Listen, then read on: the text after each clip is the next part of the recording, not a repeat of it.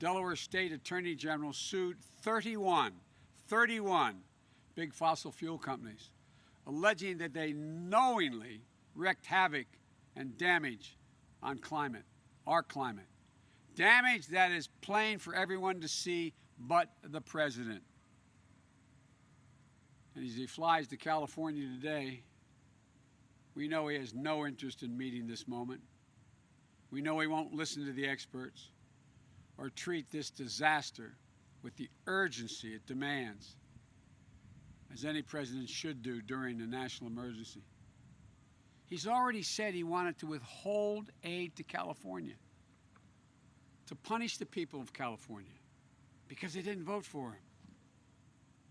This is another crisis he won't take responsibility for. The West is literally on fire, and he blames the people whose homes and communities are burning. He says, quote, "You gotta clean your floors, you gotta clean your forest." This is the same president who threw paper towels on the people of Puerto Rico instead of truly helping them recover and rebuild.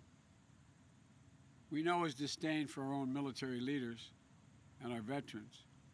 Just last year, the Defense Department reported that climate change is a direct threat to more than 2/3 of the military's operationally critical installations. That's what the military warned him. And this could well could be a conservative estimate. Donald Trump's climate denial may not have caused these fires and record floods and record hurricanes, but if he gets a second term, these hellish events will continue to become more common, more devastating, and more deadly. And meanwhile, Donald Trump warns that integration is threatening our suburbs. It's ridiculous.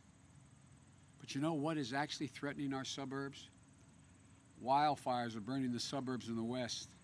Floods are wiping out suburban neighborhoods in the Midwest. Hurricanes are imperiling suburban life along our coast. If we have 4 more years of Trump's climate denial, how many suburbs will be burned in wildfires? How many suburban neighborhoods will have been flooded out? How many suburbs will have been blown away in superstorms? If you give a climate arsonist 4 more years in the White House, why would anyone be surprised if we have more America ablaze? If you give a climate denier 4 more years in the White House, why would anyone be surprised when more of America is underwater? We need a president who respects science, who understands that the damage from climate change is already here. Unless we take urgent action, it will soon be more catastrophic. A president who recognizes, understands, and cares that Americans are dying, which makes President Trump's climate denialism, his disdain for science and facts, all the more unconscionable. Once again, he fails the most basic duty to a nation. He fails to protect us from the pandemic, from an economic freefall, from racial unrest, from the ravages of climate change. It's clear that we're not safe in Donald Trump's America. This is Donald Trump's America. He's in charge. What he doesn't get is that even in a crisis, there's nothing beyond the capacity of the American people when we stand up and act together. And while so many of you are hurting right now, I want you to know that if you give me the honor of serving as your president, we can and we will meet this moment with urgency and purpose. We can and we will solve the climate crisis, and we'll build back better than we were before. You know, when Donald Trump thinks about climate change, he thinks hoax. When I think about it, I think jobs. Good paying union jobs that put Americans to work, building a stronger, more climate resilient nation. A nation modernized. We have modernized water and transportation systems. An energy infrastructure to withstand the impacts of extreme weather and changing climate. When Donald Trump thinks about renewable energy, he sees windmills somehow as causing cancer. I see American manufacturing, American workers racing to lead the global market. I see farmers making agriculture the first in the world to achieve net zero emissions, and in the process, gaining new sources of income. When Donald Trump thinks about LED light bulbs, he says he doesn't like them because the lights are no good. They always make him look orange.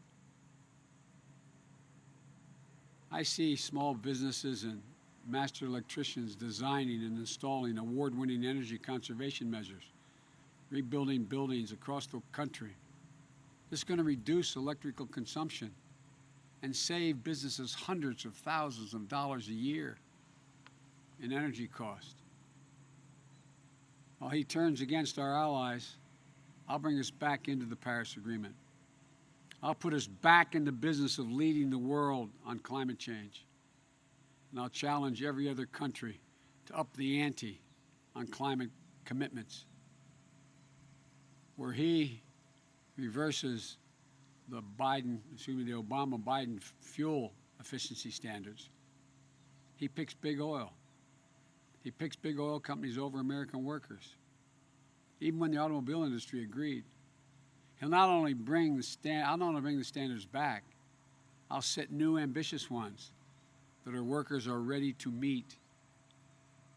I'll also see American workers building and installing 500,000 electric vehicle charging stations along our newly engaged infrastructure programs and highways all across the country.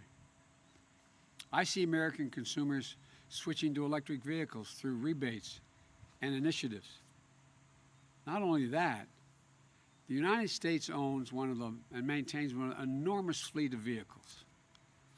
And we're going to harness the purchasing power of our federal government to make sure we're buying electric vehicles that are made and sourced by union workers right here in the United States of America.